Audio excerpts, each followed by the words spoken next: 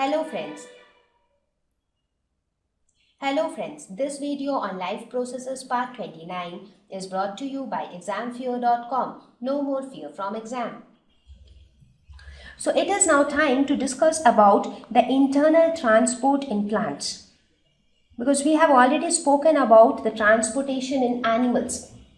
So let us now discuss that how the transportation takes place in plants, because in plants also they perform processes like photosynthesis and prepare their food which is stored in the leaves. So there has to be some way by which this food gets transported to different parts of the plant. Right? So not only the food but also the water which is generally extracted from the soil. So the water which is obtained from the soil is reachable directly by the roots. But all other parts of the plants like leaves, flowers, fruits, everybody needs that water. So how is that water transported to the different parts of the plant? That is all we will talk about in internal transport in plants. So what are the most important needs of the plant? Water and food. Water which is obtained from the soil through root hairs, and food which is prepared by the leaves by process of photosynthesis and stored in the leaves. So who takes care of this transportation? The vascular bundles, that is xylem and phloem tissues, facilitate transportation in plants. I have already introduced xylem and phloem as vascular bundles in the lesson on tissues in class 9. So if you want to have a brief introduction on them, you can refer the videos of class 9. So now here we are going to see how the xylem and phloem actually help in transporting water and food to different parts of the plant. Now when we compare a plant with an animal, the energy needs of a plant are quite lesser than the energy needs of an animal. That's because plants are immobile, so they need lesser energy than animals. So even if the transport system is little slower, that is okay for plants. But it should be able to reach over large distances as there are some plants which are very tall. Like for example, in human beings, what happens is they need too much of energy. Human beings need energy because they are running, jumping, moving from one place to another, they are thinking. So there are so many activities going on inside the body of a human being. So their energy needs are more. So the transportation process has to be very fast. Right? Because at no time it should happen that some part of the body is lacking oxygen or it is lacking some nutrients. Right? So the transportation has to be very fast in animals. But in case of plants, since they are immobile, so the energy needs are lesser. So even if the transport system is little slower, that is fine for them. But it should be taken care that the transport system should be such that it can reach over large distances, because the size of the plants varies. It starts from very small grasses and herbs, but it extends to very big trees as well, which have got very good height. So the transport system should be good enough to reach that tall height. Correct?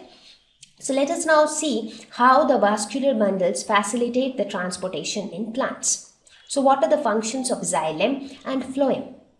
So the function of xylem is to transport water and minerals absorbed by roots from soil. So whatever water and mineral is absorbed from the soil, it will transport it to other parts of the plant. The phenomenon of upward movement of water and minerals from root to aerial parts is known as ascent of sap. Ascent means rise.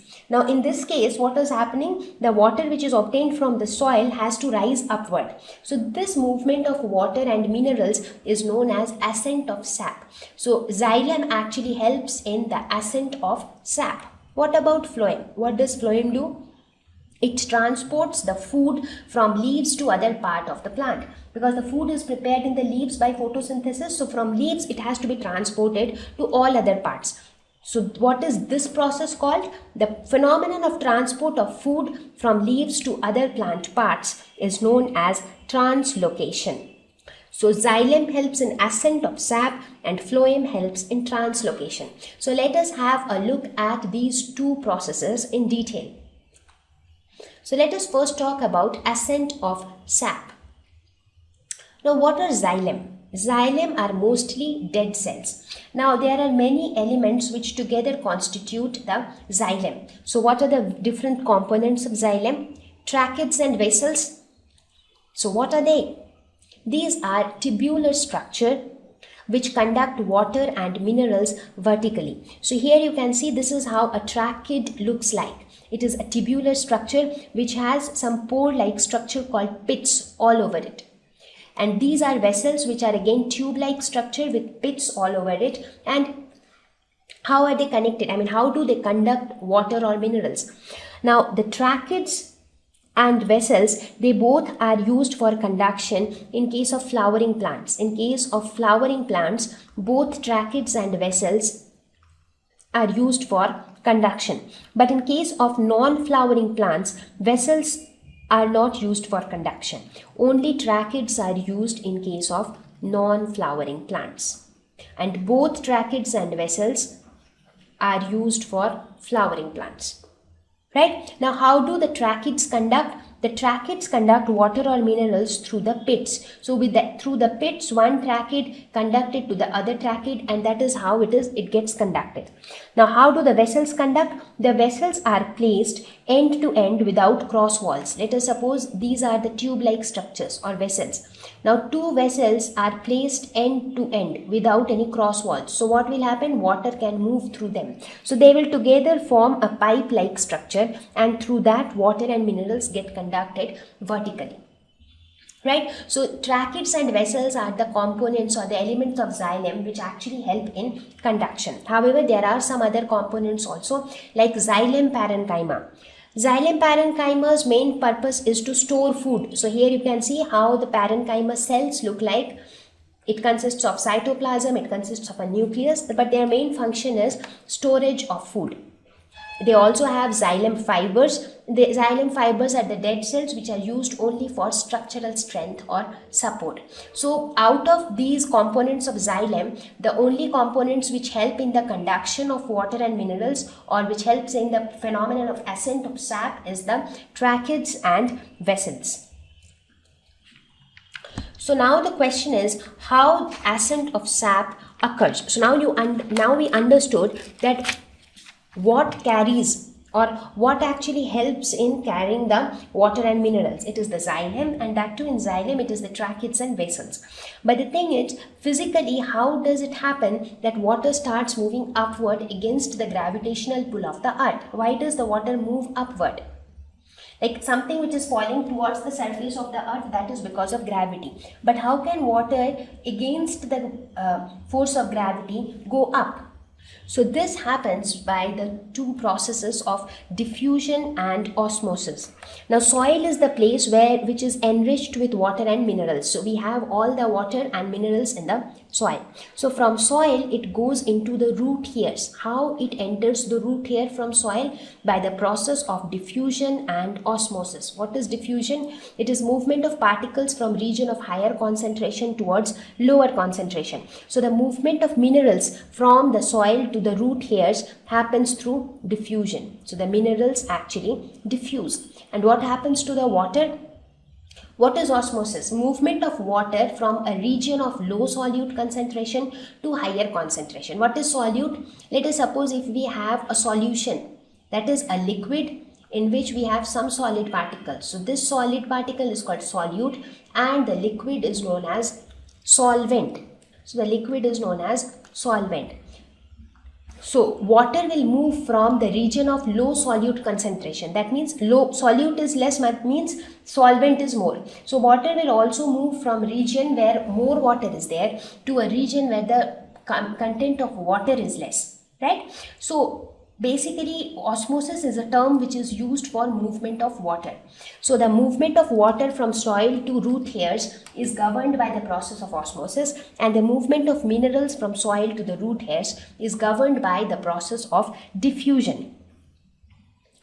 Now once it reaches the root hairs, how it reaches above? From root hairs it gets into the xylem vessels of the roots. Even inside the roots we have the xylem vessels. So we have the tracheids and the vessels. So it will enter into the xylem vessels. So from the xylem vessels of roots it will enter into the xylem of stem. And from there it will enter into the xylem of leaf. That is into the leaf veins. So how will it go to the leaf? It will go through the vessels and the tracheids. So we see that xylem actually helps in the upward movement of water and minerals to the aerial parts of the plants. So this is how ascent of sap occurs. Now let us look at what are the forces which favors this phenomenon of ascent of sap. So let us look at the forces which favor this phenomenon of ascent of sap. Now the question is, the water which is taken from the soil and then transported to the entire of the plants, where does that water go? How is that water utilized? It is seen that about 1 to 2% of that water is utilized in the process of photosynthesis. Because we know that in photosynthesis, water is one of the needs of the plant, because carbon dioxide combined with water to form glucose in presence of sunlight. But only 1 to 2% of this water is utilized in photosynthesis. What happens to the remaining water? A large part is lost in transpiration from leaves. So actually what happens is, when this water from the soil reaches the aerial parts of the plants, most of the water is actually lost into the atmosphere from the leaves, and this process is known as transpiration. It is the loss of water in the form of water vapor from the aerial parts of the plant. So that means on the leaves we have the tiny pores called stomata through which the gaseous exchange take place. Through the same pores, it is also possible that water may be lost to the atmosphere in the form of water vapor, and you can see that how much amount of water is getting lost in the form of water vapor by transpiration. Now what happens as a result of transpiration? Now because of the evaporation of water molecules from the cells, there is a force which is created. So since there is lack of water in the leaves now, so the leaves will have a tendency to pull the water from downwards. So this force is known as the suction force.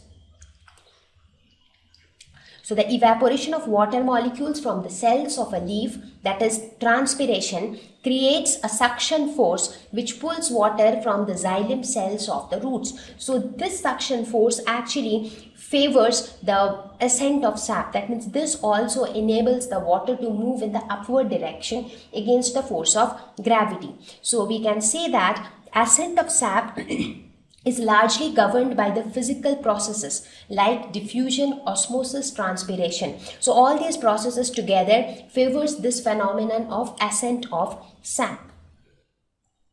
Thank you.